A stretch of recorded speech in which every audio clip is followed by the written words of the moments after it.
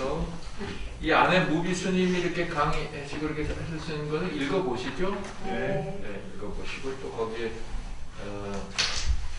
의문되는 것 좀 찾아서 공부도 하시고 또 와서 같이 질문, 문답하고 나누고 그렇게 우리 공부하고 있습니다. 지난주에 참회계 아섭도조 제하고 개유무시 탐진치 종신구이 수생 일치하고 개참회 여기까지 했죠?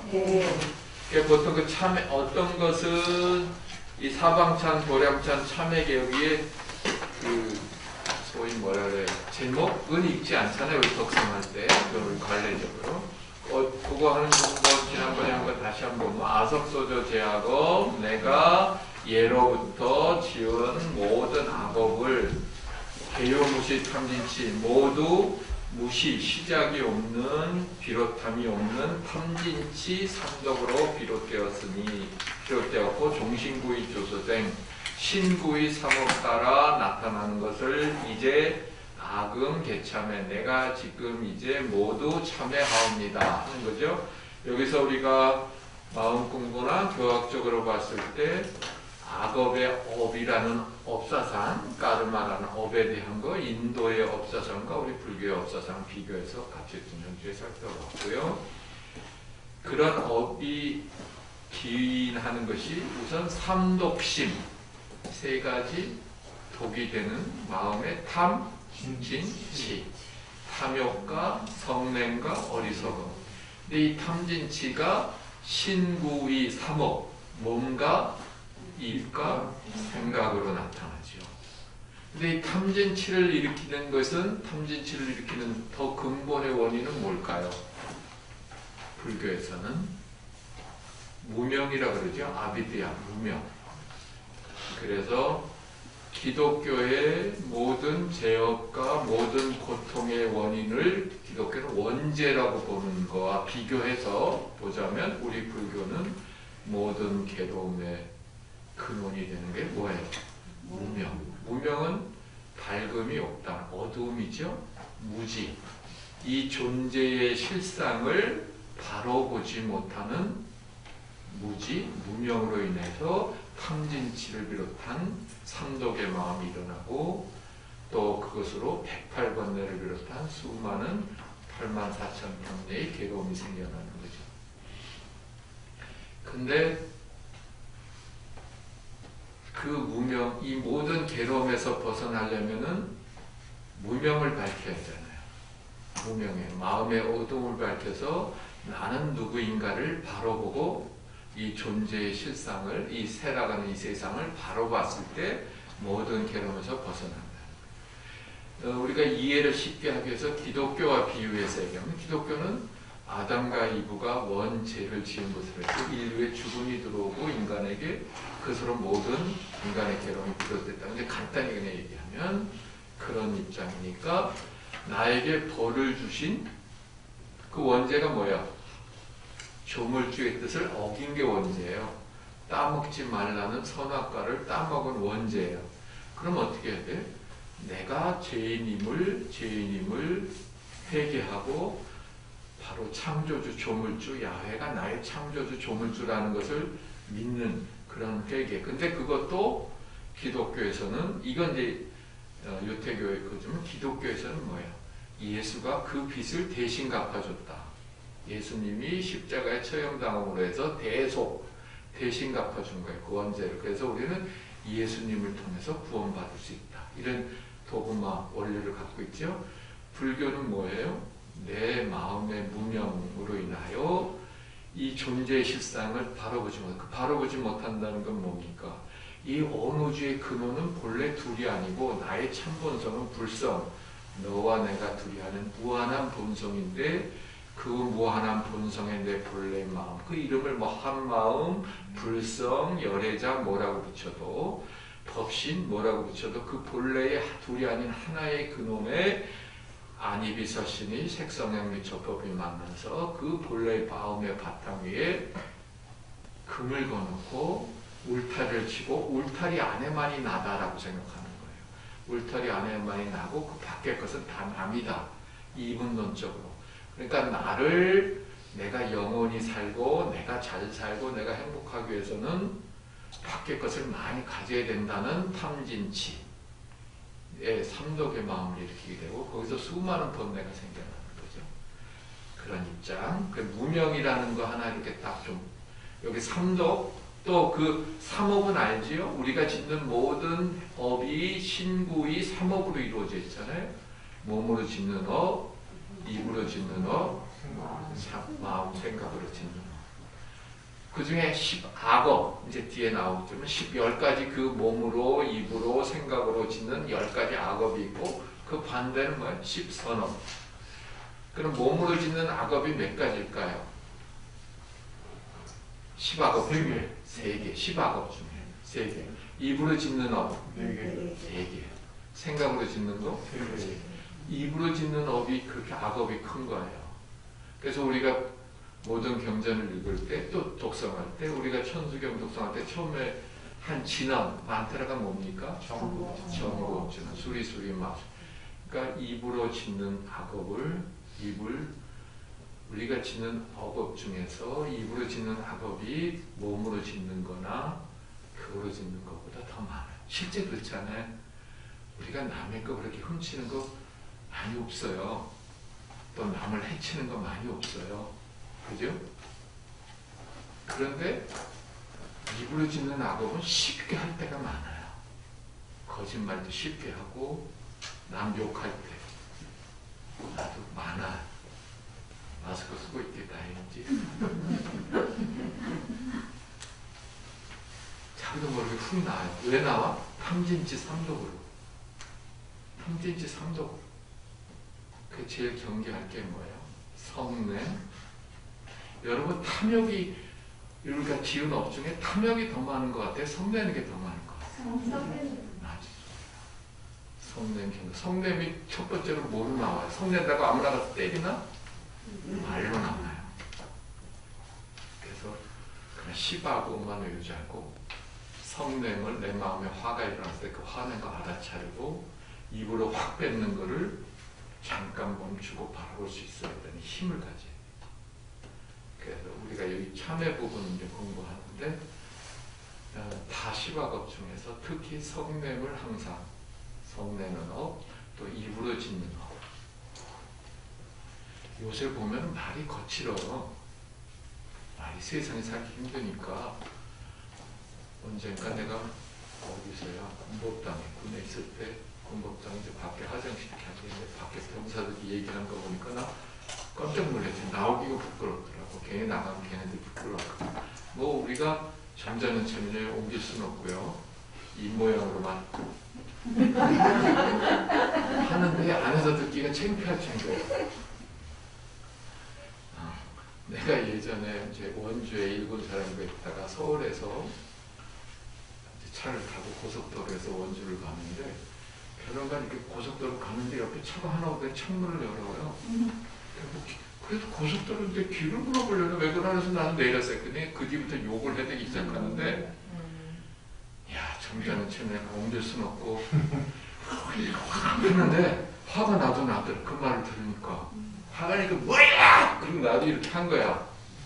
그러다가 남이 나를 욕하면 화가 나잖아요. 그 화낸 거를 딱 내가 화낸 명상이라는 게 화낸 거 알아차리는 게 사념처경, 우리 사념처의 신수, 심포.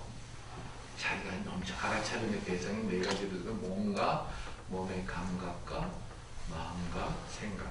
근데 화난 걸 알아차리는 거예요. 화난 걸 알아차리는 순간 그 분노로부터 자유로울 수 있는 힘이 생기거든. 근데 우리는 그걸 못 알아차리니까 계속 화가 나잖아요. 알아차리는 순간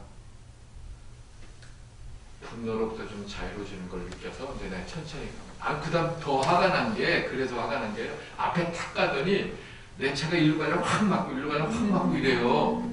그러다가 싸움 나고 저기 보면 휴게실 가서 막 싸움 나고 살인도 나는 저기 기사 예전에 본 것 같아.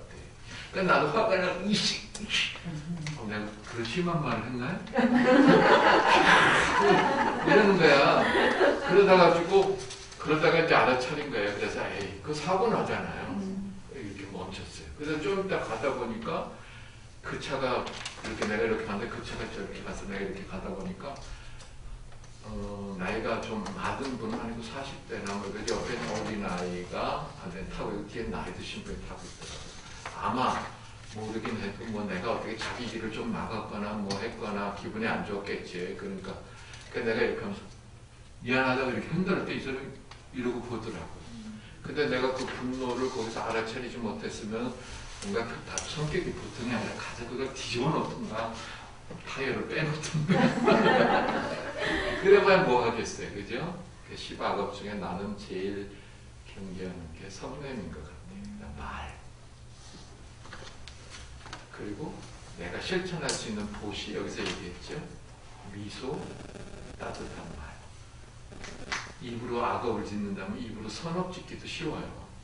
돈을 남한테 보시하고 뭐 베풀고 남의 생명 어디 가서 봉사해주고 이런 거는 그것도 대단한 공덕이지만 우리가 쉽게 또 할 수 있는 게 뭐예요? 칭찬, 따뜻한 말. 입으로 악업도 짓기 쉽고 입으로 선업도 짓기 쉬운 거예요. 그럼 우리가 관세음보살이 대절했어요. 간음행자. 관세음보살님의 팔이 되고 눈이 되자. 그래서 눈이 되는 건 뭐예요? 남의 아픔을 도와줘야 돼. 남의 아픔, 에이, 뭐 나는 상관없는데 하는 게 아니라 내가 다 도와주지 못해도 남의 아픔을 봐줄 수 있고 또 따뜻한 말 해주고 위로하는 말 해주고 이런 거 이게 쉽게 할 수 있는 거잖아요. 그래서 그거를 우리가 간음행자로 실천해야겠다는 생각합니다. 자, 이제 오늘부터 또 그 새로운 거 참제업장 12존불 업장을 모두 없애주시는 12부처님. 그래서 이 12부처님께 내가 참여하면서 12부처님의 원력에 어떤 그런 신앙의 힘으로 내 업장을 참여, 독성할 때 보통 빼잖아요. 그죠? 빼는데 이 부분도 부처님의 원력에 힘입어서 우리 마음을 참여하는 것으로 거기에 내가 이거 다 못 외웠어요. 그래서 하나 써왔어. 이분들을 뭐 그건 다 할 것도 없죠. 여기는 또 우리 무비스님도 부처님이니까 굳이 그 어떤 부처님인지 그건 할 필요 없다 그러셨더라고요. 뜻을. 근데 사실 그럴 필요는 없죠. 그러나 그냥 거기서 이렇게 대강 한번 보면 나무는 아시죠? 귀의합니다. 참제업장 보승장불은 어떤 분이냐면 남에게 이분을 기하고 이분에게 어떤 원력을 힘있는 것은 남에게 진 일체의 빚, 남에게 신세지고 빚진 거, 또 허물, 남에게 우리가 알게 모르게 남의 상처 준 거 이런 것들을 소멸해 주시는 그런 부처님이다. 보강왕 화염조불은 사치하고 낭비한 돈과 재물을 사치하고 낭비한 여긴 그런 분 안 계시죠? 대답도 안 하고 웃지도 않는 건 반긍정인가? 그래서 재물과 사치로 낭비한 그러한 제업을 소멸시켜주는 부처님. 일체 향화 자재 려광불은 크고 작은 모든 괴행을 어긴 파기한 제업.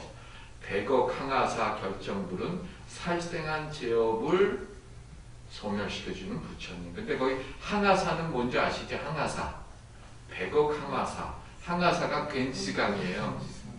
네. 그래갖고 우리 금강경에도 항아사가 나오고 많이 나오잖아요. 항아사 수만큼의 세계가 있고 뭐 이런 얘기가 나오는데 그래갖고 그 성지순례 가면 바라나시 겐지지강 가거든요. 그럼 거기서 모래를 파는 사람들이 있어요. 모래 담아가지고. 항아사 모래라고. 항아가 겐지지강 모래라고. 그래갖고 내가 거기 신도들하고 한번 이제 성지순례 갔을 텐데 아침 새벽에 일출 그 겐지지강에 가서 배를 타고 일출을 보는데 그 옆에 그 인도 사람들 상인들 와서 그거 파는데 이제 우리 보살님 중에 어떤 분이 그걸 흥정하더라고. 그래서 나가 혼냈어.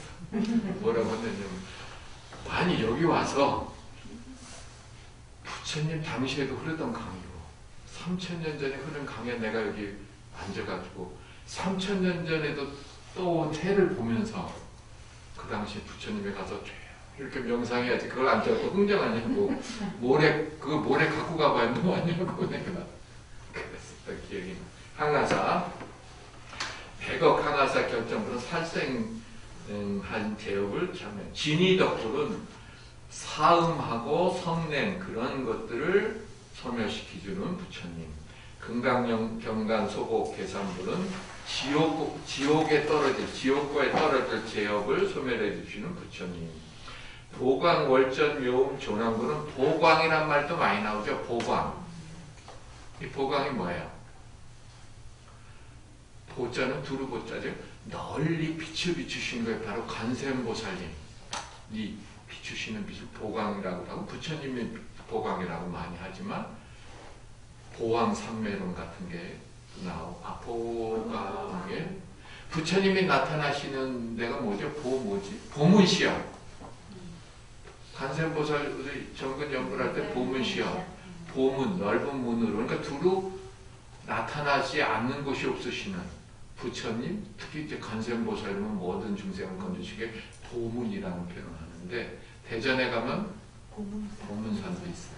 불교적인 보광도 그러한 보시면 되고 보광월전 묘음 조남불 이분은 신묘한 묘한 음성으로서 설법하시고 이건 이분에게 기여하는 것 설법을 들은 것과 같은 공덕이 주시는 부처님. 환희장 만이보적불은 화를 낸 성낸 제업을 소멸해 주시는 부처님. 무진향 승왕불은 무진 한량 없는 생사의 윤회의 고통을 받는 받을 제업을 소멸해 주시는 부처님.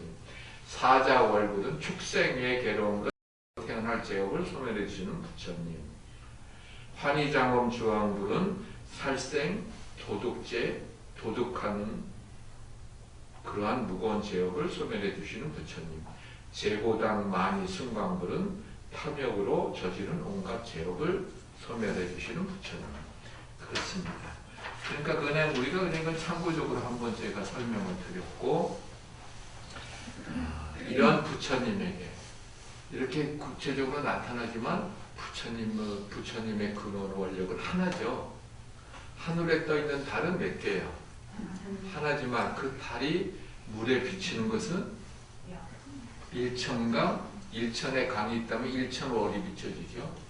그 식으로 하나의 불교에는 많은 부처님과 보살님이 나와요.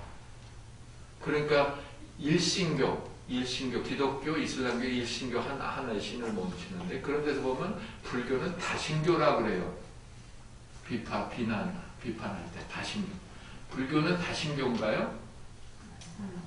근데 불교는 부처님, 보살님이 다 많이 나오잖아.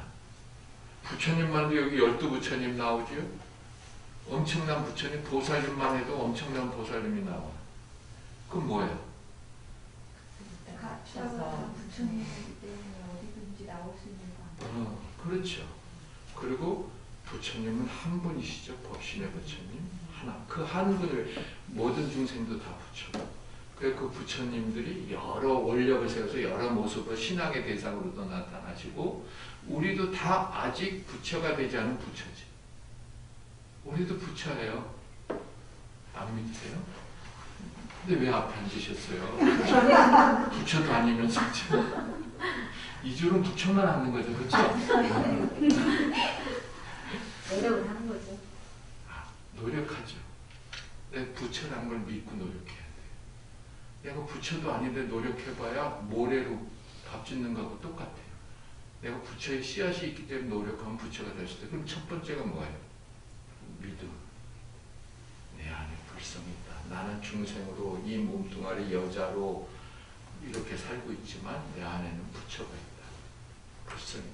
그걸 위해서 노력하는 저 사람 돈 많다고 막 권력 많다고 내가 그런 것 같지만 그 사람도 나도 부처다. 저 사람 나보다 못하다고 무시하지만 그 껍데기 모습이 그 사람도 부처다. 이게 부처. 그 믿음. 평등하게. 그죠? 그래서 이 세상에 두 종류의 부처가 있다. 깨달은 부처, 자기가 부처인 줄 알고 깨달은 부처와 아직 깨닫지 못한 부처가 있다. 근데 우리는 불자들은 아직 깨닫지 못해도 내 안에 불성이 있다는 믿음을 가진 그래서 노력하고 나아가면 언젠가는 불성을 이룰 수 있는 그런 부처의 씨앗들인데 자기가 부처인지도 모르는 껍데기 모습만 보는 수많은 사람들이 있죠. 알겠습니다. 첫째 줄은 다 부처예요. 둘째 줄은 두 번째 부처 되셔야 돼요. 첫 번째. 왜 웃지도 않으세요? 그래서 이런 불타관을 뭐라 그러면 삼신간, 세 몸을 가지신 부처님. 인문반에서 들으셨을 거예요. 세 몸을 가지신 부처님. 그래서 법신, 도신, 하신. 네. 그런 것도 이렇게 한번 다시 정리해 보시는 게 좋을 것 같아요. 이제 그 다음에 참회라는 이제 참회 부분이 나오는데, 참회라는 거에 뭐 굳이 하자면 참은 남에게 지은 죄업을 용서를 비는 거고, 회는 자기가 스스로 허물을 반성하는 뭐 이런 건데, 참회라는 거는 다 반성하는 거라고 하죠. 그런데 지난주에 얘기했지만 기독교 회개와 불교의 참회는 좀 차이가 있는 거고, 또 모든 종교는 참회 의식이, 종교뿐만 아니라 살아가는 사람들이 참회라는 거가 중요하죠. 반성도 하고. 그런데 우리 근본불교, 원시불교, 부처님 당시부터 참회 의식으로는 포살과 자자 의식이 있었어요. 기억나시죠? 불교의 신행 이런 데서 배우셨잖아요? 배우시세요. 잠들게. 그 예전에 한 걸 왜 물어보고 해야 속으로 그랬어요. 왜 물어보고 지랄이야. 그러진 않으셨죠? 왜냐하면 우리가 정구업 지나가고 씨바하고 그러니까 농담한 거예요. 자, 포살이라는 건 뭐예요? 부처님 당시도 근본불교부터 원시불교부터 포살은 매월 보름마다 보름과 30일 보름마다 대중이 모여가지고 수행하는 대중 비구들을 모여가지고 큰 스님 대비구를 모시고 개와 율본을 암송하고 그 다음에 거기에 자기가 지은 죄업이 있으면은 나와서 고백을 하는 거예요. 나는 이러이러한 죄업을 지었습니다. 지난번에 화가 나서 아이씨라는 말을 했습니다. 에이씨 이 말 했습니다. 그럼 대중들 앞에서 그러면 큰 스님이 딱 계시다. 그래. 그러면은 기독교에서는 천주교에서는 고해성사하듯이 자기 죄업을 그는 포사해요. 그때 이제 큰 거는 대중들 앞에서 그 어려운 일이잖아요. 그러나 수행하는 자로서 수행하는 비구로 자기가 지은 죄업을 부끄러워 여기고 그 앞에서 대중한테 참여하는 것 자체가 수행이에요. 작은 거는 뭐 개인한테 큰 스님한테 하더라고요. 자자라는 건 뭐냐? 자자라는 건 안거. 얼마 전에 안거 끝났죠? 동안거. 안거가 끝나는 날 모여서 이제 당신은 이러이러한 잘못을 했습니다. 그러니까 이런 건 좀 고쳤으면 좋겠습니다. 이렇게 서로 남의 것을 이렇게 얘기해주는. 그러나 거기에 수행하는 사람이기 때문에 비난하는 건 아니고 누구한테 우리 부부간에도 그렇잖아요. 당신 이랬으면 좋겠어. 당신은 얼마나 잘나가지고 지난번 보니까 당신도 똑같이 하더만. 우리 그렇게 돼요 보통. 왜냐면 이 에고가 공격받으면 화가 나요. 당신 전번에 그거 막 버리고 그러더만. 당신은 더 버리더만. 누가 누구한테 버리는 거야. 그래서 싸움이 나요. 그런데 수행하는 사람은 대수는 남의 허물을 지적할 필요가 없어요. 우리는 수행자들이 하는 거예요. 수행 공동체에서는 남의 허물을 얘기해주면 그걸 기쁘게 받아들여요. 그게 자자예요. 우리는 세속에서는 그냥 그런 말 하지 말고 그냥 이쁘게 봐주는 게 좋지. 저 사람한테 조언한다고 당신도 이렇게 했으면 좋겠어. 그거 할 필요 없을 것 같더라. 아이들한테도 3번 할 거면 1번 하시고. 이 에고는 쉽게 못 받아들여요. 그러니까 이렇게 둘러서 얘기해줘야 자연스럽게 깨닫게 해줘야 돼. 직접적으로 얘기해주는 거는 웬만한 사람은 받아들이지 못해요. 포살과 자자. 그렇습니다. 근데 계율을 가지고 이제 참회를 하잖아요. 계율에 의지해서. 그러면은 소승계율과 대승계율이 있어요.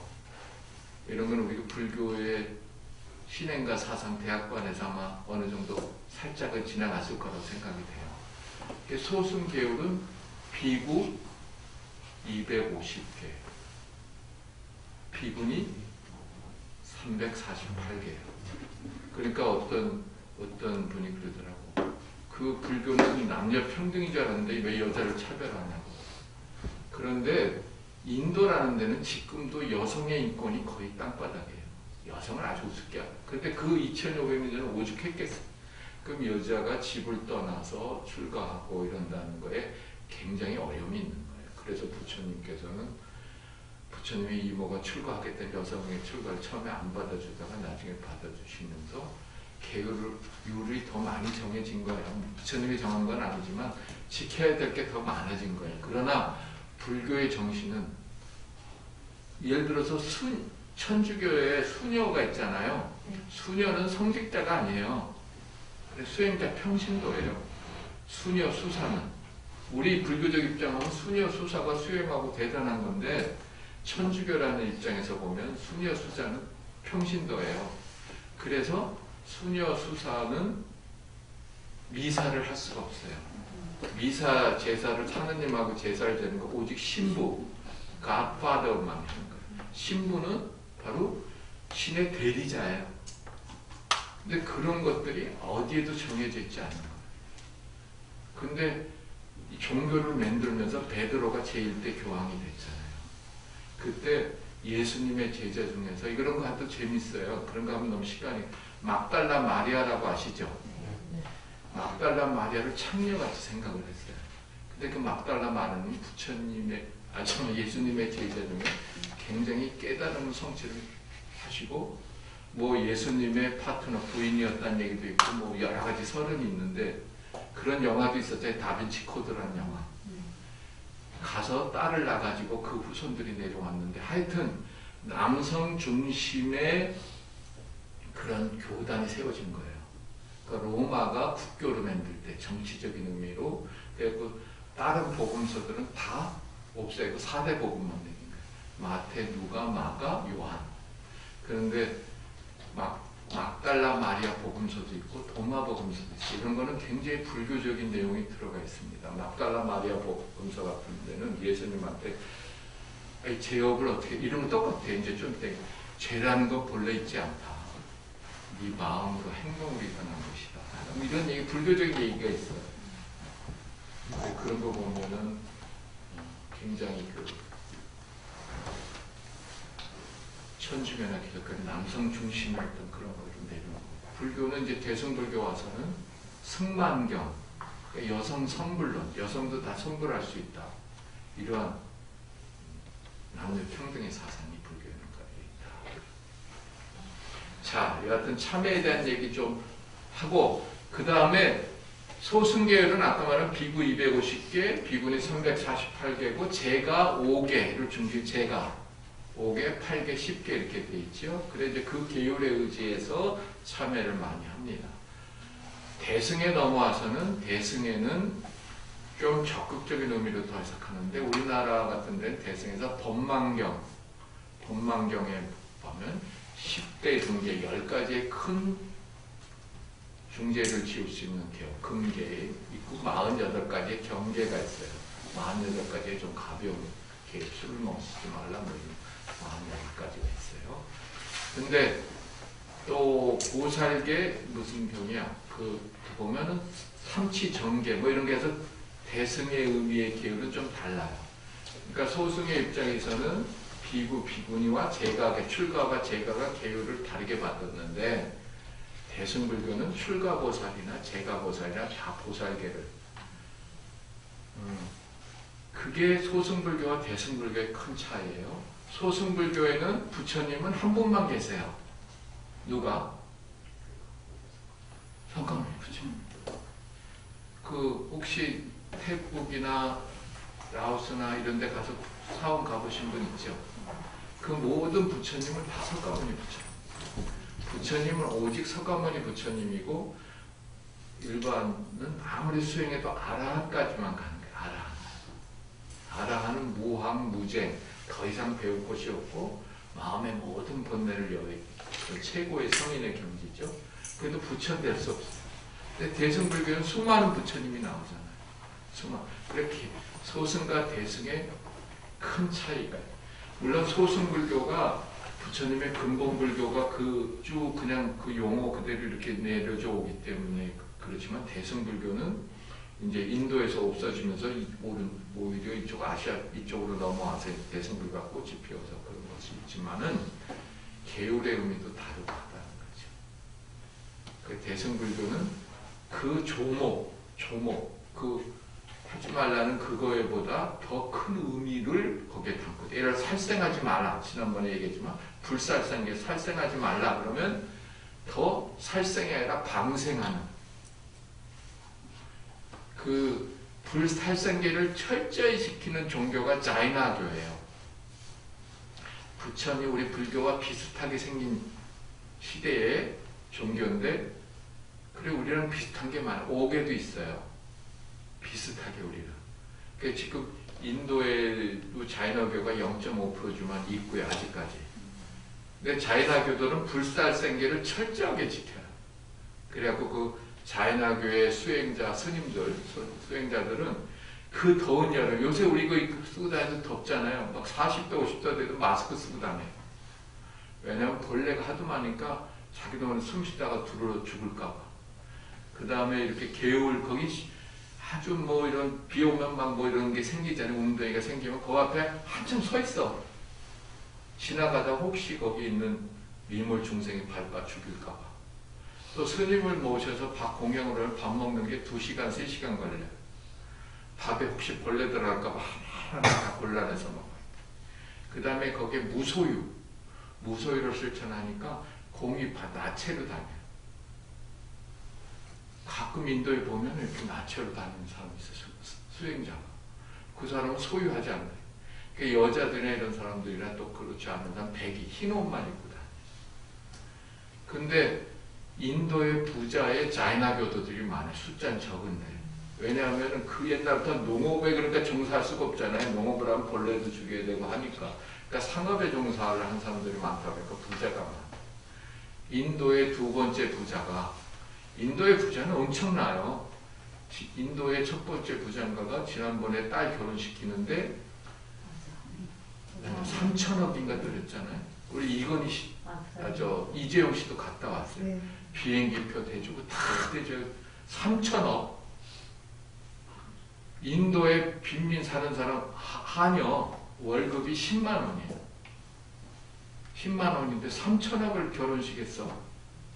인도의 부자들. 근데 그 중에 두 번째 부자가 있었는데 이 사람이 이제 나이가 더 은퇴하고 다 물려주고 흰 옷 입고 자연하게 순례하는 거예요. 그냥 왼발로 인도를. 마지막 소유로. 그래 하여튼 대승의 계율과 소승의 계율의 어떤 그 의미, 적극적인 의미, 그런 것을 생각해 보시고 이제 시박 참여부터 들어갈게요. 하나만 더 여기서. 그래서 우리 대승불교의 계율에는 뭐 2종 참여, 3종 참여 있는데 2참, 4참. 2참, 4참이 있어요. 4참은 뭐냐? 현상에 구체적으로 참여하는 걸 4참. 2참은 근원적으로 4참. 그래서 우리가 불교에서는 2, 4. 옛날에 2판승, 4판승이 있었어요. 그래서 그게 나오면 2판, 4판이라는 게 불교 용어라는 건 아시죠? 2판승은 참선하는 수행승을 2판승, 4판승은 주지를 하고 이런 소임을 맡아서 절을 운영하는 승을 4판승 이랬어요. 근데 예전엔 2판승이 더 중요한 거잖아요. 주지나 이런 건 이제 4판승들이 도와주는 거죠. 그러니까 옛날엔 2판승, 선방, 수자라든가 이런 분들을 잘 모시고 그런데 이 현대사회는 돈이 굉장히 중요하게 쓰이잖아요. 옛날보다. 옛날엔 돈 가져도 별로 쓸 것도 없었어요. 한 200년 전에 돈 가졌다고 무슨 벤츠를 사겠어. 쓸 거 별로 없어. 먹을 것만 좀 쓰고 옷만 좀 비단 입고 이거지.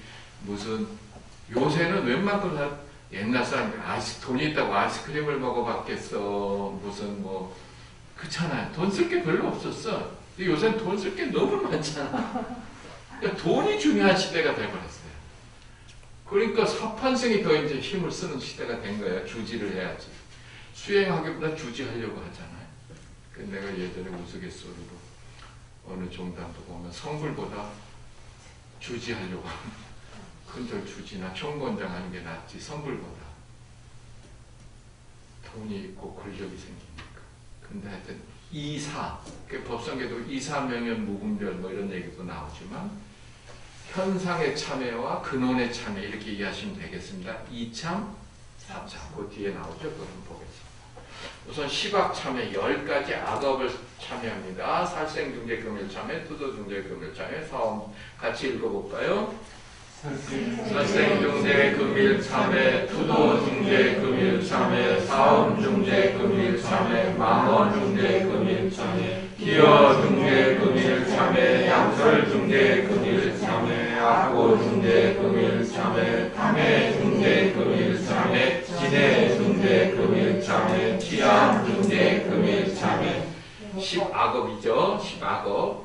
이건 이제 구체적으로 사참이 되겠죠. 현상이. 그러면 아까 신구의 삼업으로 볼 때 신업으로 지은 게 살생, 투도, 사음. 살생하는 거, 투도 남의 걸 훔치는 거, 사음, 사음된 음란한 행위를 하는 거. 그 다음에 입으로 짓는 게 4개라 그랬죠. 구업이 망어, 기어, 양설, 악구. 망어라는 건 뭐예요? 거짓말 하는 거. 기어는 꾸며서 하는 게 꾸며서 하는 말. 가서 막 그냥 알랑방구 전문 용어죠. 알랑방구 막 하고 이런 게 소개 없이 막 그렇게 하는 거.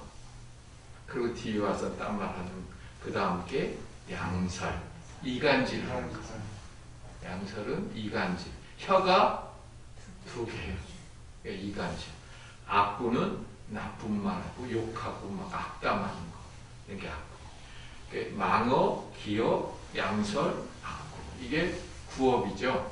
그럼 이제 거꾸로 거짓말 아니고 선업으로 돌려보면 끝까지 하고 다시 하죠. 그 다음 입으로 짓는 건 탐해, 진해, 치암. 탐, 진, 치. 지나친 욕심, 집착, 막 탐심내는 거, 남보다 더 맞아가야지, 막 이런 거. 구체적인 거는 내 삶을 비추어서 한번 생각해보고, 진해는 성내고, 화내고 하는 거, 치암은 어리석은 거. 어리석으면 뭘까요? 어리석으면 막 자기만이 옳다 그러고, 막 집착하고, 고집 부리고, 고집 부리는 것, 우리가 나이가 들면 고집이 세진다 그래요. 왜냐하면은, 이 에고가 자기라고 생각하는 의지하고 살아가는 몸이 점점 약해지잖아요. 그럼 이 에고가 불안한 거예요. 그래서 뭔가 자꾸만 붙잡아야 돼, 자기라는 걸. 고집이 점점 세져요. 그 수행을 많이 해야 돼요. 이 몸뚱아리가 내 전부가 아니라는 걸 알고 나면 몸뚱아리로부터 자유로울 수 있거든요. 그럼 몸이 점점 더 건강해져. 지난주에도 얘기했나? 명상하면서 노화도 늦게 와요. 실제로 명상을 하면. 자, 이렇게 하는데 살생의 반대는 뭘까요? 방생이죠. 방생은 어떻게 하나요? 어디 가서 남생이 거북이 사다가 등뼈에다 저 남방에서 사온 거북이에다가 등에다가 우리 애들 이름 다 쓰고 조그만 등판에 그거 다 쓰려니까 어려운 거 하나 더 사가지고 막 써가지고 띄워보내면 어떻게 돼요? 죽죠. 그럼 물고기 해서 방생해도 밑에서 다시 잡는다 그래요? 그럼 그게 방생일까? 그 정신은 옛날엔 그게 방생이었어요. 옛날에. 옛날하고 오늘날 다르잖아요. 진짜 방생은 가난한 사람 조금이라도 도와주는 거. 또 정말 막 마음이 힘들어서 우울하고 이런 사람들 가서 가만히 손잡아주는 거. 이런 게 다 방생이잖아요. 뭐 더 큰 의미죠. 투도도 마찬가지. 투도도 남의 거 훔치는 거. 반대는 남에게 베푸는 거. 사음도 청정하게 살려고 노력하는 거. 망어도 거짓말 대신에 참말하는 거. 거짓말도 필요할 때는 있어요. 상황 윤리적으로 정말 저 사람이 참말 얘기해주면 막 그냥 정신이 혼미해서 지금 병에 걸렸는데 죽을 병에 걸렸는데 가서 당신 죽을 병에 걸렸어. 이거 못 받아들인 사람한테 차근차근 알려준 필요도 있죠. 아, 괜찮아. 나을 수 있어. 고칠 수 있대. 다. 그러면서 조금씩 알려주는 거예요. 기원은 꾸민 말 아니고 진실되게 말해주는 거죠. 진실되게. 양설도 이간질 하는 말 절대로 아무리 내가 이익되거나 내가 두려움이 있어도 그러지 않고, 악구는 제일 중요한 거 아까 얘기했죠. 욕하고 이런 거 성내고 하는 말 이런 거 안 하고, 친절한 말, 따뜻한 말. 그런 어떤 사람이 그런 책 쓴 게 있더라고요. 말투 하나 바꿨을 뿐인데. 그런 책이 있어요. 제목이 말투 하나 바꿨을 뿐인데. 우리 모든 관계가 말투 하나 바꾸면 훨씬 달라져요. 이거 갖고 한번 참여해 보세요. 내 가까운 사람, 남편, 아내에게 나는 어떤 말투를 하고 있나. 그때 좀 친절한 말투, 따뜻한 말투 하는 거. 그렇다고 가서 저랑가 여보, 나 왔어요. 이러면 이게 이제 약간 맛이 강조하겠지. 그럴 때도 진실되게. 근데 말투 하나 가볍게 바꿀 수 있어요. 이걸 문자로만, 이 글귀로만 이걸로 하는 게 아니라 자기 삶에 비추어서 자기가 해야죠. 그래서 나 그 제목 책은 보지 못했는데 말투 하나 바꿨을 뿐인데 이런 책이 있더라고요. 그래, 그런 게 바로 아까 말한 따뜻한 말, 친절한 말이지. 함에도 참 나의 무소유 얘기하잖아요. 무소유는 소유하지 않는 게 아니지. 아까 말한 자연화교처럼 그런 형식적인 무소유도 중요하지만 마음의 무소유, 집착을 놔버리는 거. 그리고 갖고 싶은 마음이 일어날 때마다 저게 나한테 꼭 필요할까? 가서 백화점에서 옷 볼 때도 저 옷이 아무리 마음에 들어도 나한테 꼭 필요할까? 그리고 옷 하나를 사면 집에 있는 옷 하나를 버리는 거예요. 그렇게 하시죠, 다? 왜 웃어요? 아니, 그 미니멀 라이프 같은데 그러더라고요. 옷을 하나 사려면 옷을 하나 버려요. 집안에 뭘 잔뜩 쌓아놓거든요. 그래서 집에 가고, 요새 보면은 현대사회는 광고의 시대고 수많은 물질이 쏟아져 나오잖아요. 그 새로 나온 거 보면 내가 봐도 이 스마트폰 하나 봐도 이거 2년 됐는데 또 뭐 새로운 게 나왔대. 막 접는 것도 나오고. 그럼 그거 또 전화가 와. 이제 약정 끝나셨는데요. 그러면 가갖고 뭐 하면 또 넘어가게 돼. 아, 좋으니까. 그래갖고 이제 지금은 안 하려고 그래요. 나도. 이게 좋거든. 좋은데 더 좋거든. 근데 꼭 그게 필요한가 보면 아니거든. 그래서 그런 마음. 무소유라는 것도 그렇고 언제든지 내려놓을 수 있는 그런 마음. 내가 예전에 무소유를 한번 내 마음. 그러니까 공부라는 게 여기에 비추어서 자기 삶 속에서 공부를 해야 되죠. 그래서 깨달음을 구하는데도 앉아갖고 참선만 하고 이게 아니라 깨달은 이후에도 그렇고 끊임없이 자기 에고, 나의 것이라는 것을 끊임없이 마음을 관하는 공부를 같이 가야 되는데 그 정의 쌍수가 돼야 되는데 예전에 내가 닭이를 중국 닭이 자사오를 제가 차를 좋아해갖고 뭐 좀 값도 나가지만 내가 오랫동안 애지중지한 닭이가 있었어요. 근데 그 이제 절에 있을 때니까 우리 신도분들이 차 마시고 닦아주러 간다고. 이게 닦아주다 보면 일반 설거지하고 달라서 이게 안 쓰던 그릇이면 이 꼭지가 똑 잘 끊어져요. 닦아준다고 가서 그걸 끊어놨더라고. 내가 봤으면 갖고 가지 말라 그랬을 텐데 갖다 잘한다 그랬잖아. 얼마나 여기서 아깝든지. 그렇다고 욕을 할 수도 없고 물어내라고 할 수도 없고. 그래서 내 마음을 봤어요. 깨지니까 자기지. 다 무상한 겁니다. 영원한 것은 없는데 거기에 내가 마음을 붙여갖고 내 것이라는 생각이 있었고 또 이건 소중한 것이라는 생각이 가서 붙으니까 아까워하는 번뇌가 일어난 거예요. 인연이 오면 소중한, 그렇다고 인연도 하니까 아무렇게나 하는 게 아니라 인연이 오면 소중하게 쓰고 감사하게 쓰지만 인연이 닿으면 탁 놓을 수 있어요. 몸뚱아리도 마찬가지죠. 지수, 아픔, 4대 요소의 물질적인 요소가 나라는 마음의 업으로 인해서 이런 구성을 가지고 이 지수, 아픔, 4대 요소는 무상하니까 굴러가죠. 그건 나에게 주어진 거 무상하니까 아무렇게나 하는 게 아니라 잘 살고 잘 관리하고 아름답게 관리하지만 나이 들어가는 거 그렇게 내가 아니니까 무상한 걸 아니까 나이 들어가는 거 받아들이고 이 세상 떠날 때도 자유롭게 받아들일 수 있는 거예요. 그게 무속입니다.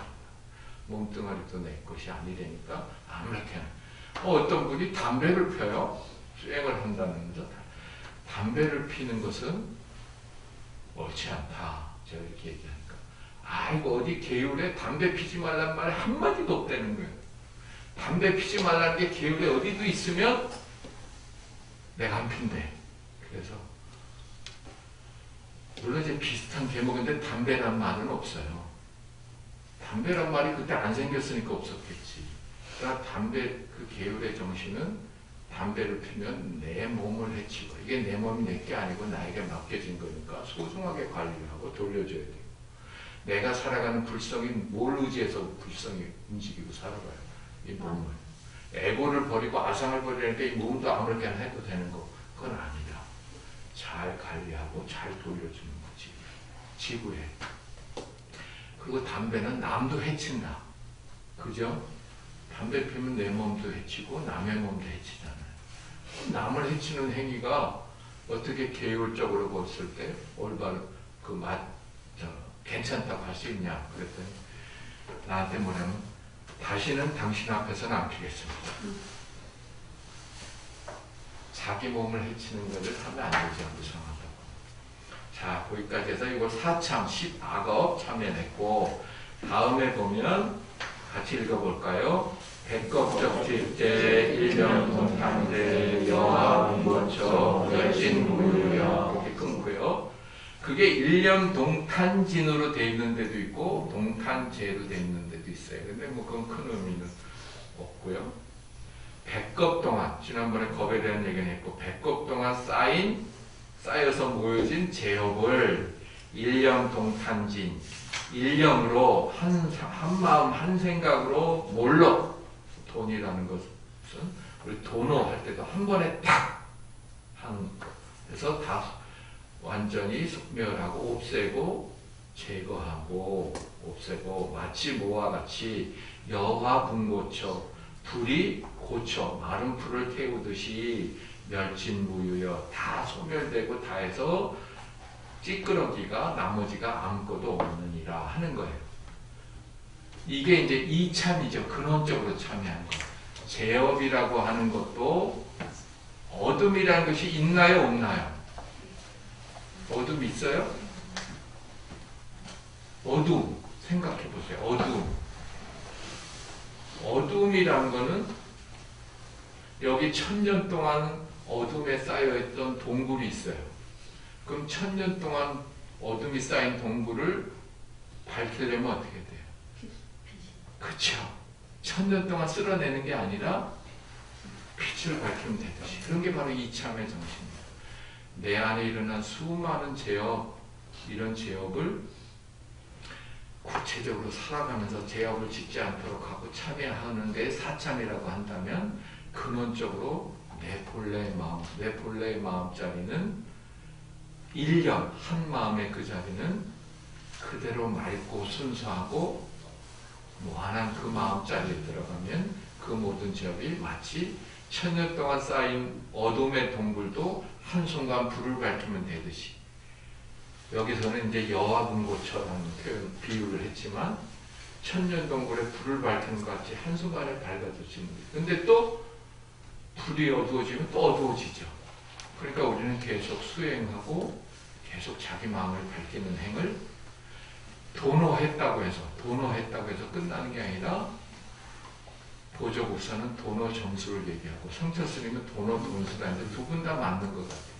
이 순간은 미래가 없으니까 도노 돈수예요. 매 순간 도노 돈수가 되면데 길게 보면 도노 점수죠. 그리고 자기가 태어난 이 현상의 나는 조건이 있잖아요. 남자다, 여자다, 한국인이다. 이런 조건을 깨닫는다고 해서 없어지는 게 아니죠. 내 태어난 성격 이런 것들이나 깨닫고 나면 그 깨달음의 본래의 마음이 밝혀지면 그 다음 것들이 점점 순화돼 가는 거죠. 정화돼가. 자, 그 다음에 같이 읽어볼까요? 재무자성 종신기 심야멸시 재영만 재마신멸양구공 시증명이 진참해.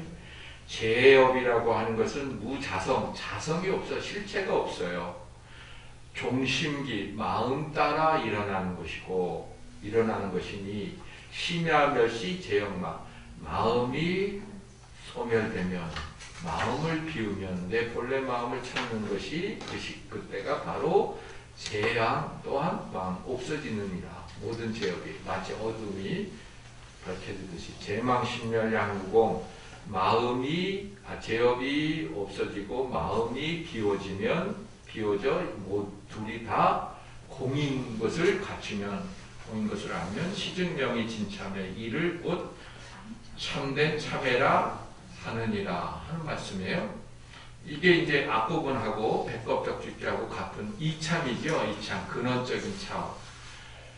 재업이라고 하는 게 내가 재업을 지었으니까 어떻게 억울해, 어떻게 양심도 그렇고 막도 괴로워하지만 그 재업을 참회하고 그 다음에 내 본래 마음은 어떤 것에도 물들지 않는 거죠. 여기 보석이 있는데 진흙이 묻어도 보석은 변함이 없잖아요.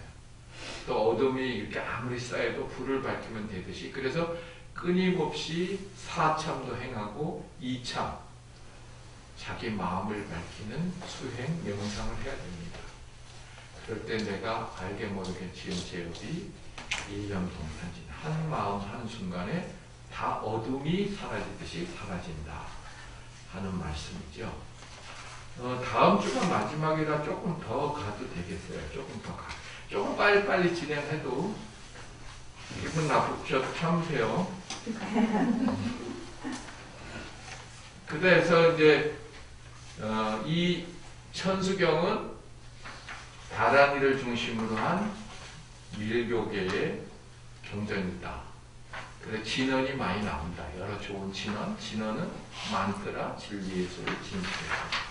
그래서 지금 이 이찬 사참을 우리가 이제 그 공부하고 실천하면서 참회 진언으로 마무리를 하죠. 참회 진언, 온 살과 모자 모지 사다의 사바 같이 해볼까요? 정말 참회하는 마음으로 참회 진언, 온 살과 모자 모지 사다야 사바, 온 살과 모자 모지 사다야 사바, 온 살과 모자 모지 사다야 사바.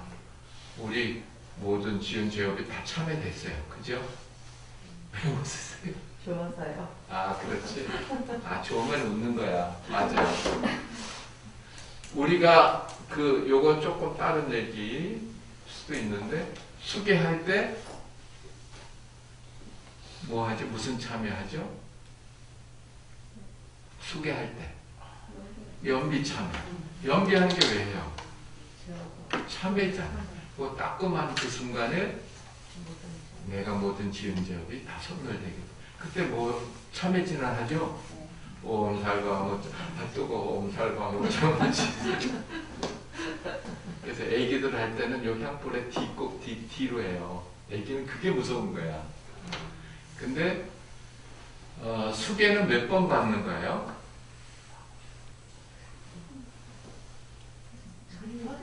많이 받는 거예요. 세례와 영세가 달라요. 네? 세례나 영세는 이제 내가 신자가 되겠습니다. 그 우리도 잘 모르는 분은 수계받는 게 신자 되는 거라고 생각해요. 난 아직 준비가 안 돼 갖고요. 그래요. 근데 수계는 내가 마음을 밝히고 참여하고 이런 계율에 의해서 이렇게 살겠다는 마음의 명제니까 여러 번 해도 되는 거예요. 그리고 앉아서 받고 일어서서 파하더라도 수계의 공덕이 있다는 얘기도 하잖아요. 그때 이제 연비 참여도 하고 수계를 받는 거예요. 불자가 된다는 거는 그 계 중에 삼기의 계, 삼기를 계를 받으면 그게 바로 불자가 되는 거예요. 삼보에 기이하는 불법승, 삼보에 기이하는 삼. 그래서 돌아가신 분들을 저거 할 때도 아직 수계를 못한 분도 있잖아요. 돌아가신 분. 그때 삼기계도 수계하고 그 돌아가신 영가에 그렇게 하거든요. 나는 그렇게 생각해요. 우리 계열 중에 삼기계, 불법성 삼보에 기이할 때 그게 바로 불자가 되는 거고, 그 다음에 오계, 보살계, 계는 여러 번 봤는데 거기는 내 마음을 밝히고 또 참여하는 게 담겨져 있는 거지. 근데 불명을 받을 때마다 불명을 주니까 있잖아요. 수계 신청하고 불명이 엄청 있어요. 근데 만약에 수계를 또 받을 때는 거기에 불명을 미리 쓰면 그 불명으로 그냥 하니까, 그리고 또 여러 개를 받으셨으면 자기 마음에 마음 공부하는데 가장 마음에 와 닿는 불명을 자기가 쓰면 되는 거죠. 근데 불명 받을 때마다 근거가 내가 딱딱 떨어지게 맞던데. 응? 불명을 받을 때마다 틀리지만 그 마음 자세에 맞게 오더라고요. 그럼 그렇게 쓰시면 되는 거예요. 네. 그렇죠. 또 그게 그 수계 계사 스님이나 하고 코드가 마음에 깊은 코드가 맞고, 그럴 때 지금 말씀하신 대로 탁탁탁탁 또 오는 거죠. 꼭 그 스님이 보고 저 사람이 이거 하겠다 뭐 이렇게 할 수도 있지만 그렇지 않도록 더 깊은 내면의 어떤 부처님의 세계에서 그런 것들이 있는 거죠. 그 참여하고 조금만 더 갈까요? 20분에 끝나라 그러셨죠? 네. 공양하셔야 돼요. 지난주에는 내가 또 잊어먹고 12시 5분에 끝났어요. 그리고 얼마나 기억을 받았는지. 몰랐어요. 너무 재밌었어요. 나도 재밌어서 그냥 막 했는데 막 뒤에서 애가 탔다 그러시더라고요. 그래서 오늘부터 끝나라고 이렇게 표시하기로 했거든요. 기염 받을 뻔했어요. 요새 두탁 없어졌기에 다행이지. 저분이 키는 조금해도 만만찮아요. 그 열정 에너지가 사시가 떨려요. 제가 잘하겠습니다. 자, 그 다음 한번 정행무등등까지. 준재공덕지 적정심상송 일체세대난 무능심신 천상급인강 수공여불등 우차여의주 정행무등등 나무 칠구지 불모대 중재고살 나무 칠구지 불모대 중재고살 나무 칠구지 불모대 중재고살. 이제 요 부분은 참회 부분 이제 지나고, 그 다음에 이제 준재보살 들어가는데, 준재공덕치, 준재보살님의 이 공덕이 모여있는 이 다란이를 적정심상송, 적정의 마음으로 항상 염송하면 일체제대난, 일체의 모든 큰 어려운 고난이 무능침신, 이 사람을 능히 침범하지 못하리라. 천상급 인간, 하느님이나 인간이나 수공여불 등 복을 받는다. 부처님과 같은 복을 받는다. 받고 우차여의주, 여의주 뜻대로 되는 구슬을 만나고 얻고 정행무등등 비길 데가 없는 그 깨달음을 결정코 얻느니라. 이런 말씀이에요. 여기에서 준재공덕치 이렇게 나오는데, 준재보살님, 준재보살은 누구실까요? 여기서 뭐 간세음보살님이겠죠. 간세음보살님의 34문신인데 대표되는 육간음이 있죠. 우리가 전통적으로 육간음 6분의 간세음보살님이 있어요. 이제 교학적으로 보면 신앙적으로도 육도 윤회에 맞춰서 육간음이 있어요. 또는 칠간음이라고도 하는데 육간음 6분의 관세음보살님이 있는데,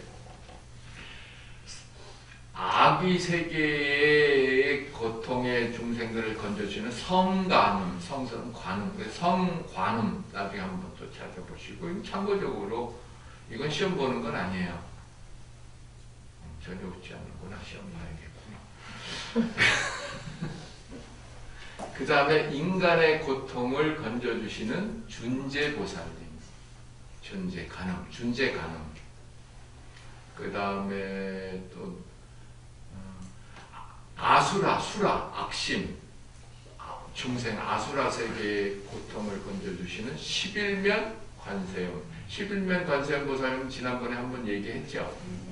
11얼굴을 가지신, 그 자비, 희사의 11얼굴. 11면 관세음 보살님. 축생의 고통을 건져주시는 마두, 말 상을 가지고 계신 마두 관세음 보살님. 또 지옥. 요새는 기억이 깜빡깜빡해. 성가능, 마두가능, 준재가능, 11명가능, 여의륜가능이 있어요. 여의 뜻대로 되는 뜻밖을 그래서 천상의 인을 위한 간세음보살입니다. 여의륜가능. 지옥하기 축생 또 뭐가 남았죠? 수라, 인간도 했고, 지옥 안 했죠?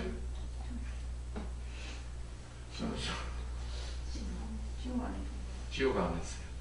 그 성가는, 마두가는, 여의루가는, 11명가는, 준재가는. 누가 빠지셨지? 회장님. 예. 누가 빠졌죠? 찾아보겠습니다. 인터넷. 요새 인터넷이 있어요. 그래, 한번 찾아봐 주세요. 준재보살님은 인간의 괴로움을 건져주시는 간세음보살님의 육가능 중에 한 분이 간세음보살님이죠. 준재보살님은 특히 다란이를 설하시는 보살님 이렇게 많이 얘기해요. 다란이. 이 다란이는 준재보살님의 공덕이 함축되어 있는 거죠. 그래서 준재공덕치라고 합니다. 이 준재공덕치는 바로 다란이를 의미하죠. 누구세요? 천수가. 천수. 제일 중요한 분을. 천수간세음보살은 지옥 중생을, 지옥의 고통을 건져주시는 보살님. 그러니까 성가능, 천수가능, 준재가능. 마음이 불안해도 다란히 준재보살님, 간세음보살님께 다 맡긴 마음으로 그냥 일심으로 염송하는, 일심이라는 의미로. 그래서 염불은 산란한 마음 그대로 하는 거예요. 깨끗한 마음으로 하는 게 아니라 산란한 마음이 있으면 산란한 마음 그대로 하는 거예요. 어떤 분은 그런 얘기 하더라고요. 절에 오는데 오다가 부정한 걸 봤대요. 그래서 오늘 절에 가면 안 되겠네. 그리고 돌아가요. 그 마음, 그렇죠. 그런 분들이 있더라고요. 근데 그런 것도 중요하지만 저는 그러면 오히려 더 절에 와야 된다. 내가 어렵고 부정할 때 부처님은 내 마음을, 간세음보살은 내 마음을 닦아주시는 물이고 수건이신 분이지, 내가 깨끗한 마음으로만 가서 만나는, 물론 그 마음도 중요하지만 연불도 마찬가지예요. 오늘 연불 좀 하는데 집중도 안 되고 막 그 다른 일 좀 하려니까 옆에서 시끄럽게 하고 오늘은 글렀어. 이게 아니라 마음이 막 산란하고 막 시끄러워도 그때 몰라. 다 맡기고 일심으로 신멸정보대전에 남을, 그러면 내 마음이 고요해지고 내 마음이 찾아가는 거지, 다 고요하게 해서 하려고 하는 건 아니다. 그죠? 고요하면 뭐하러 해? 고요한데 이미. 그런 마음으로 저는 이해합니다. 그러면 이렇게 염성하면 어때? 일체 재대난, 일체 우리의 오는 여러 가지 어려움, 큰 어려움도 무능침신, 이 사람을 침범하지 못해요. 누구를? 지금 다란이를 염성하는, 지금 간세음보살을 염불하는 그런 믿음을 갖고 다 맡기고, 다 절대적으로 맡기고, 그러면 어떤 것도 나를 침범하지 못해. 내 이 마음의 에너지가, 내 몸의 에너지가 달라져 가요. 내 안에 있는 무한한 불성과 하나 되면 실제로 빛도 나고, 몸에서 빛도 나기 시작하고, 이 몸이 몸의 세포 하나하나가 달라지고 내 몸의 면역력이 달라져요. 그런 믿음을 갖고 염성해야 돼요. 똑같은 바이러스, 코로나 바이러스도 면역력이 강한 사람한테는 들어와도 이기지를 못하잖아요. 마찬가지로 어떤 어려움도 에너지, 어느 중 하나의 에너지에 나쁜 에너지 주파수가 떨어진 것들이 나를 침범할 수 있어요. 막 폭력적인 에너지, 나쁜 에너지가 나를 올 수 있어요. 그러나 내가 항상 무량한 광명, 앞부분에 좀 광명의 도장을 딱 찍고 있는 사람은 에너지가 오더라도 이쪽 에너지가 강하면 탁 튕겨나가잖아요. 그런 마음으로 연구를 해야 돼요. 내가 업을 지어서 그런 업이 올 수 있어도 내가 지금 인도에 없어서는 그거 할 수 없이 받아들이는 쪽으로 가지만 우리는 내가 이렇게 수행하고 일심으로 영성하고 믿음으로 있으면 광명의 도장을 찍은 사람은 그 에너지가 나쁜 에너지가 어디가도 탁 튕겨나가게 됩니다. 오너즈는 에너지잖아요. 그런 마음 믿습니까? 무능침심 이 사람을 침범하지 못합니다. 하늘과 인간 우리 하늘과 인간을 다 포함해서 하느님 불교의 하느님 사상이 있잖아요. 하느님 불교에는 하느님인데 부처님은 천인사 하늘과 인간의 스승이세요. 실제로 이제 물론 어떤 신화적인 비유도 있겠지만 부처님이 보리수나무 아래서 깨달으실 때 야, 이 현상에 묶여있는 이 사람들이 이 현상 너머의 그 세계를 아무리 이해해도 이해하고 깨닫지 못할 건데 내가 괜히 전하느니 내가 그냥 여기 나 혼자라도 이 법열 속에 그냥 열반 속에 그냥 머물러서 있는 게 낫지 굳이 알아듣지 못할 걸 전할 필요 있겠느냐를 망설이실 때 범천 브라만 하느님 그 브라만 하느님이 이제 그 이전에는 인드라 신이거든요. 재석 환인 인드라망 인드라 그물 같은 우리 불교 경전에도 나오잖아요. 인드라 신이 인도에 신이 많잖아요. 그 인드라 신이 나중에 이제 브라만 되지만 또 나중에 시바 신으로 가고 뭐 그렇게 하고 브라만이지 브라만 다 합해서 시바는 파괴의 신이고요. 근데 인드라가 중국으로 간다면 재석환인이 되는 거예요. 재석환인, 재석천. 그 범천이에요. 그 우리나라에 그분이 와서 누구예요? 당군의 환인. 환인의 아들 환웅이 내려오는 거잖아요.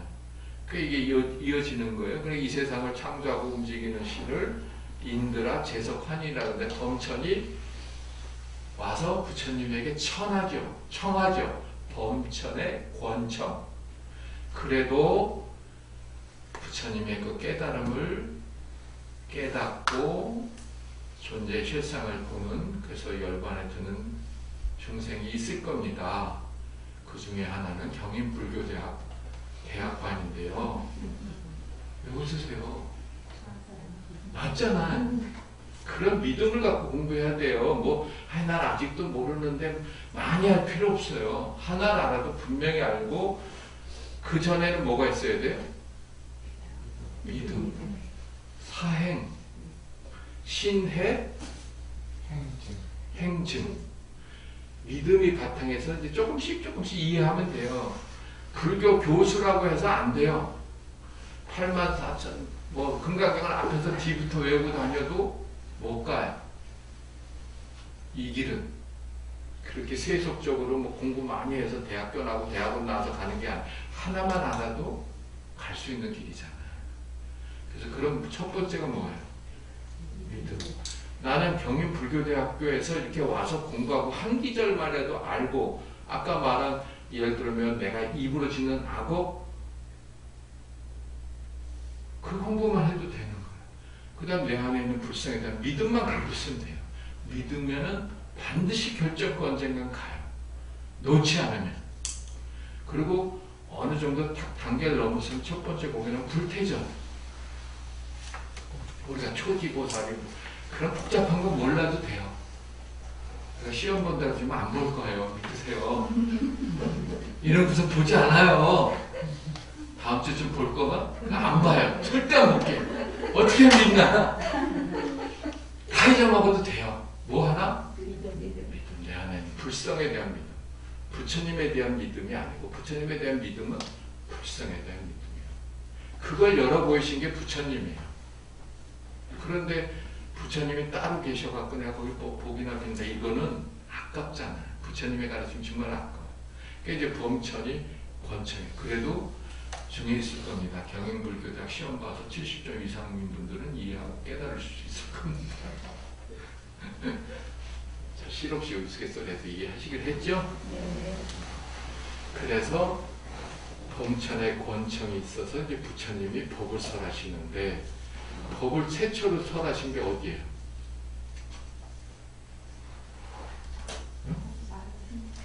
그렇죠. 룸비니 동산, 그 사슴동산, 룸비니 동산이라고 우리 그러잖아요. 그 부처님이 깨달으신 곳이 가야 붓다가야예요. 붓다가야에서 걸어오셔갖고 그 베나레스 교회에 있는 지금 말하면 바라나시 교회에 있는 사슴동산 룸비니 동산에서 처음으로 법을 설하신 거예요. 굉장히 중요한 사건이죠. 불교는 부처님의 깨달음과 전법으로 이루어져요. 부처님이 깨달으신 건 어디예요? 붓다가야에서 깨달으셨는데 거기가 기차로 그 붓다가야부터 여기까지 6시 바라나시 룸비니 동산까지 거의 기차로 몇 시간 걸려? 3시간인가 4시간 걸리는데 걸어서 오면 얼마나 걸리겠어요? 그 당시에 한 보름 넘게 걸으셨을 것 같아요. 그때 아파서 걸으시면서 누구를 생각했냐면 우리가 보통 교진여등 오비그라고 그러잖아요. 교진여 부처님이 출가하실 때 그 왕이 슈도다나 왕이 그걸 말려보고 또 보살피려고 신하를 딸려보냈는데 그 신하들이 같이 수행자가 돼서 고행을 같이 하는데 고행을 하다가 부처님이 6년 동안 하실 때 처음엔 요가와 명상으로 최상까지 일을 했어요. 비상, 비비상처. 생각이 있는 것도 아니고 생각이 없는 것도 아닌 최고의 경지에 이르셨는데 그래도 완전 해답을 얻지 못했어요. 그 다음에는 고행을 하셨어요.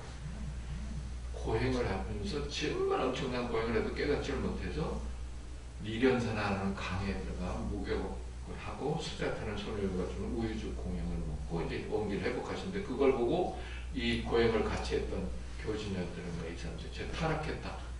제가 떠나자. 그래갖고 이제 떠나서 거기 가서 하고 있었던 거예요. 근데 이제 부처님이 자기에게 처음에 그 요가 명상할 때 했던 선생님, 스승 그 사람을 생각해서 그 사람한테 가서 처음으로 이거 내가 깨달은 거 전해서 그분도 같이 가야겠다 생각했는데 이미 돌아가셨어요. 그래가지고 이제 이 교진회를 5명을 생각해서 걸어가서 이제 그 동산이 이렇게 동산이에요. 이렇게 넓게 이렇게 잔디같이 풀이 있는 동산이에요. 거기에 이제 이렇게 가니까 야 저기 저 스타트 수행자가 오는데 우리 쳐다보지도 말자. 아는 척도 알고 무시하자. 근데 점점 작업수록 그 에너지 광명에 자기도 모르게 일어나서 절을 하고 예를 펴 그때 가르침을 전한 거죠. 그래서 그때 뭐가 생겨요? 불, 법, 승이 생깁니다. 전법. 그걸 초전 법리를 처음으로 진리의 수레바퀴를 굴렸다. 이때 부처님이 계셨죠. 부처님의 가르침이 있고 부처님의 가르침을 따른 제자, 불법승, 상보가 생깁니다. 굉장히 중요한 불교적으로 보면 역사적 사건이죠. 그래서 부처님의 천인사, 하늘과 인간의 스승이에요. 근데 부처님과 똑같은 그 무량한 복덕을 받는 거예요. 이 다란일 염성하는 사람은. 그냥 우리 아이 공부 잘하게 해주세요. 뭐 좀 해주세요. 그런 것뿐만이 아니라 부처님과 같은 복을 받고 여의주, 인생살이가 뜻대로 내 뜻대로 창조되는 내 안에 있는 불성의 보물을 찾고 정행무등등 비길 데가 없는 그 완전한 깨달음을 얻게 되는 거예요. 뭐 어떻게 하면 다란이를 염성하면 참선하고 뭐 하는 것만이 아니고 그냥 다란이만 일심으로 적정심상을 일심으로 염성하면 이런 힘을 얻을 수 있다. 믿습니까? 아까보다 커졌어. 그 다음 마지막 할게요. 나무 칠구지 불모대 준재보살. 나무는 다 아시잖아요. 이제 기여합니다. 칠구지. 구지라는 거가 뭘까요? 구지는 숫자로 하면 억이라는 억. 그러니까 7억 되는 불모 부처님의 어머니이신 대준재보살님께 기여합니다. 준재보살, 관세음보살님이 불모라고 돼요. 부처님의 어머니라고도 해요. 왜냐하면 준재보살은 본래 무한한 불성 청정한 본래 마음자리 보살님이기 때문에 그 자리에서 부처가 나오기 때문에 바로 7억이나 되는 부처님의 불모신 준재보살, 준재관음보살님 얘기를 하는 겁니다. 여기까지 오늘은 할게요. 더 하고 싶은데 하면 또 혼날지 모르니까 혹시 여기까지 한 중에 질문이나 얘기하실 거 있으시면. 천수경하고 다른 건데 네. 요즘에 금강경을 보다 보면 노비스님 거는 그냥 예전에 쓰던 표준 금강경을 쓰는데 조계종에서 그 변경된 거에서 이제 가로치기로 해갖고 이제 그거를 안 하시는 분들도 간혹가다 있더라고요. 경을 하실 때도. 경할 때. 예.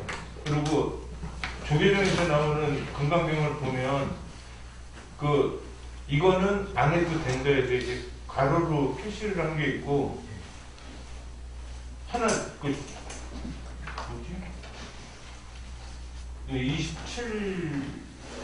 27분에 보면 적정심성 해갖고 상자가 하나 추가가 된 게 있는데 그 혼자서 독경을 할 때 그거를 읽는 건가요? 안 읽는 건가요? 글쎄. 왜 저한테 왜 이러세요?